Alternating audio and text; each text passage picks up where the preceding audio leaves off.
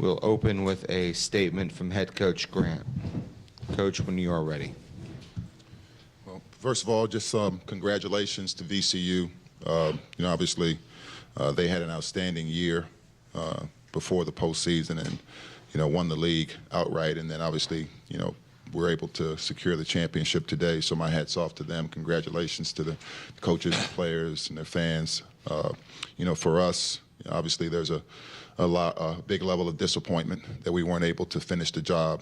These guys have done everything that myself and our staff and their teammates have asked of them in terms of the sacrifices and overcoming the adversities over the course of the year to get to this point. So as you can imagine, there's a lot of disappointment in our locker room right now because we weren't able to accomplish the mission. But I'm really proud of what these guys were able to accomplish in the regular season and getting to this point and making it to the championship game and having this opportunity. And so, like I told them in the locker room, life is always going to throw, lessons at you, whether it's, successes or failures, and you have an opportunity to choose how you respond, to those things, the adversities, the triumphs. All that is a part of these guys growing as young men, as basketball players, and as just fellow, citizens to get to where they aspire to be. So, yeah, I'm proud of our group. Obviously, it hurts that we weren't able to finish as we would have liked. But again, hats off to VCU. Thank you, Coach.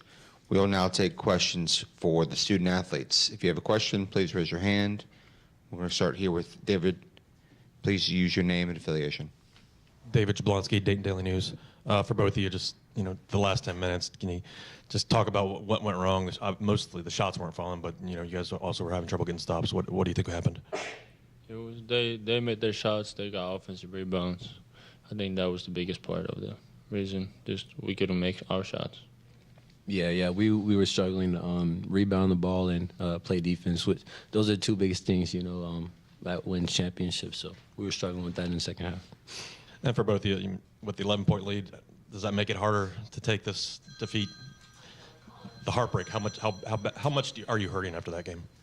Every time that's a championship game, you want to win. So it sucks anyway. No matter if you got a lead or not. Because I feel like we really do have a March Madness caliber team in Dayton. Yeah. What he was saying, it doesn't matter the score. Win or lose. If you lose a championship game, it's gonna suck. So, it was just difficult to, feel that after the game. We'll keep it in the front.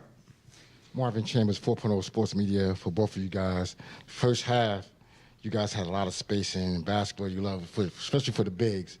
But the second half, it seemed like it constricted the paint for you guys. What happened from the first half to the second half? They did a pretty good job of executing their game plan in the second half of not allowing that many points in the paint.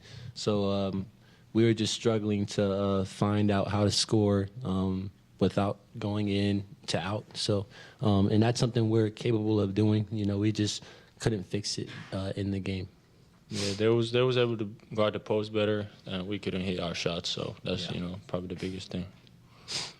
Any more questions for Tom on the right? Yeah, Tom Archdeek in Dayton. For both of you guys, just Coach talked about it a little bit. This has been a season where you've overcome a lot of different things. Just, I don't know if you're able right now to look back on the journey or what all you've done and accomplished. Yeah, this team's gone through a lot of adversity, through injuries, through people being sick, missed games and stuff. But, that's what made our team the best, I believe, because of all the adversity we've played through. So, it's just a learning experience for us throughout the year. And I think we did a good job of, maintaining, our swagger throughout the year.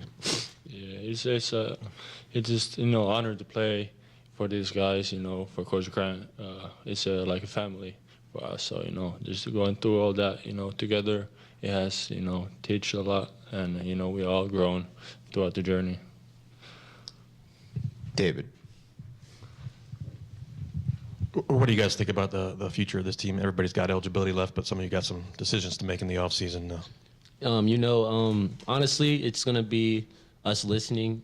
We're going to hear some feedback from first our coaches and see what they think, because we have coaches that have experience at the next levels, and they understand what it takes. And, so right now we're not really worried about too much everybody leaving, so right now we're just locked in, and we still got to we still might be able to play in the NIT, so we're just going to figure out from there. Yeah, like you said, you can't really tell about any, we still got games left, so we're just, focused on that. Any more questions for the student athletes? Thank you very much, guys. We appreciate it. You are dismissed. We will now take questions for Coach Grant. We will start with right here in the front. Thank you. Hey, Coach, I know there's no moral victories, but through this whole tournament, what did you learn about your team? Because you pushed these guys to the brink. You almost won it. Yeah. I don't know. I haven't really had time to reflect on what I've learned, but, we've had a group all year that's overcome a lot to get to this point, and that was the goal. We knew, because of some of the adversity and setbacks that we had during the year, that this was our path to try to get to the NCAA tournament. And, at Dayton, that's always the goal, And so we knew the path that we had to try to get here. And, the credit to our guys that they were able to get to this point. We came up short today, and obviously you got to give credit to VCU. So, I don't know that I've really had a chance to really reflect on it. But, yeah, that's kind of my takeaway right now. Over to David in the front. Do you hope for an NIT bid? Yeah. I think, our group has been banged up quite a bit. We're, no excuses, but we're far from healthy. We've got guys that are available. So I think we have to look at and see what's best individually and collectively for our group. And in case we don't talk to you again, if this is the last game, what do you think about the future of the program? Some of these, like they talked about some of the decisions they have to make. How will you counsel these guys in the offseason? Same. I think we'll get feedback from the people that are in a position to help them make the best decisions for them individually. At the end of the day, that's really what it's all about. That's my job, is to put these guys in position where they can be successful, and where they can accomplish their goals and dreams. So that's first and foremost what's in their best interest, and really at the end of the day, what their ambitions are, right? There's a lot of different ways to accomplish, what their goals and dreams may be. So I'm going to try to do the best I can to try to do what's best for them and give them the advice, and then they got to make decisions. Over to Tom on the right. Tom Archie in Dayton. Anthony, you've been a coach a long time and been in this position before. Is it just as raw every time, or have you learned anything to ease you through the pain? Tom, like you said, I've been through this. I've been in this profession for a long time, and you and I joked about how we both got a lot of gray on our faces, right? So I think adversity humbles you, and it teaches you perspective, and it teaches you how to be grateful in the moment.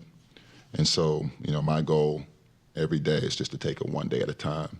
And so to get to this point, with what these guys had to go through, what I personally have had to go through, I think I've got pretty decent perspective in terms of what really matters. Any more questions for Coach Grant? Coach, thank you very much. Thanks.